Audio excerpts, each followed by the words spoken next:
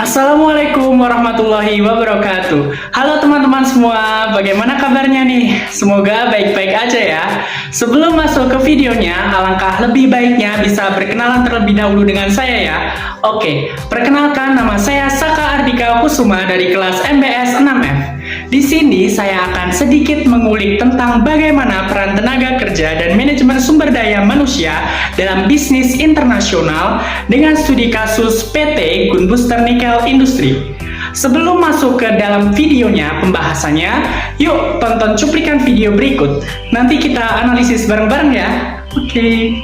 PT Gunbuster Nickel Industry atau GNI di Morowali Utara, Sulawesi Tengah menjadi sorotan usai kerusuhan pada Sabtu 14 Januari 2023. Kerusuhan di antara sesama pekerja itu menewaskan 2 orang, 1 tenaga kerja Indonesia dan 1 tenaga kerja asing asal Cina.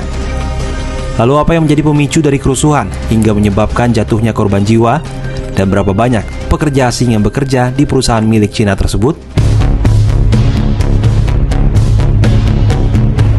PT GNI merupakan pabrik pengolahan pemurnian atau smelter nikel di Kabupaten Morowali Utara yang didirikan pada 2019.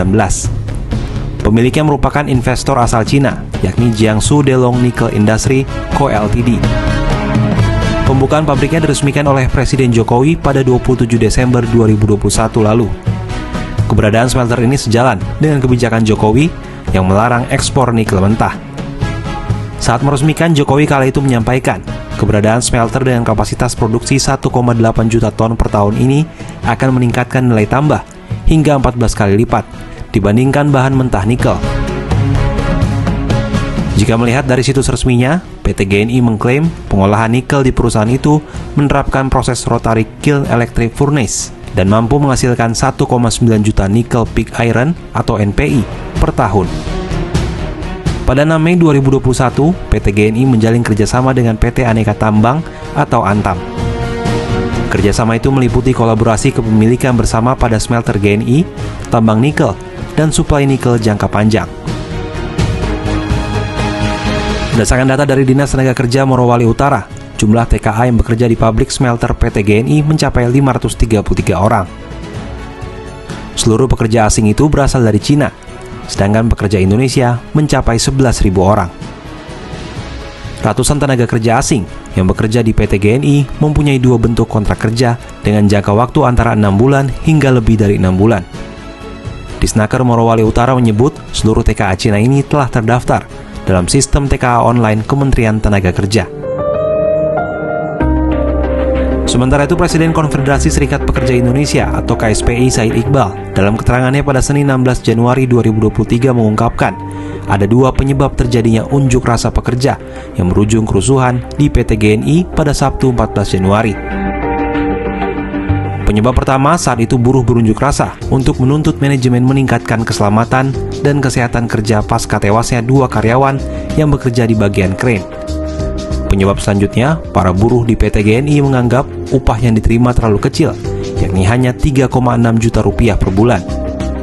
Menurut Iqbal, nominal tersebut terlalu kecil, mengingat PT GNI merupakan perusahaan raksasa asal Cina dengan penghasilan triliunan rupiah per bulan. Saat ini kepolisian telah menetapkan 17 orang sebagai tersangka dalam kasus kerusuhan di PT GNI Morowali Utara. Seluruh aktivitas di PT GNI juga dihentikan sementara imbas dari kerusuhan yang terjadi. Bagaimana nih pendapat teman-teman setelah melihat video tadi? Bisa ikut berpendapat di kolom komentar ya. Oke, sebelum saya membahas lebih lanjut, marilah saya definisikan terlebih dahulu apa sih manajemen sumber daya manusia internasional itu. Oke, manajemen sumber daya manusia internasional merupakan proses pengelolaan sumber daya manusia di organisasi multinasional yang mencakup pengelolaan, kebijakan, praktik, dan prosedur untuk merekrut, mengembangkan, dan mempertahankan tenaga kerja internasional yang berkualitas. Dalam konteks ini, MSDM internasional juga mencakup aspek kebudayaan, hukum, politik, dan sosial yang berbeda di setiap negara. Nah, kembali menganalisis video kerusuhan di PT Gunbuster Nikel Industri seperti yang terlihat dalam video. Para pekerja melakukan unjuk rasa dan bahkan merusak beberapa fasilitas pabrik. Menurut laporan, unjuk rasa tersebut dilakukan karena para pekerja merasa tidak dihargai dan diabaikan oleh manajemen perusahaan. Hal ini menunjukkan bahwa ada masalah dalam pengelolaan sumber daya manusia di PT Gunbuster Nikel Industri yang berdampak pada kinerja organisasi dan hubungan industrial yang tidak stabil.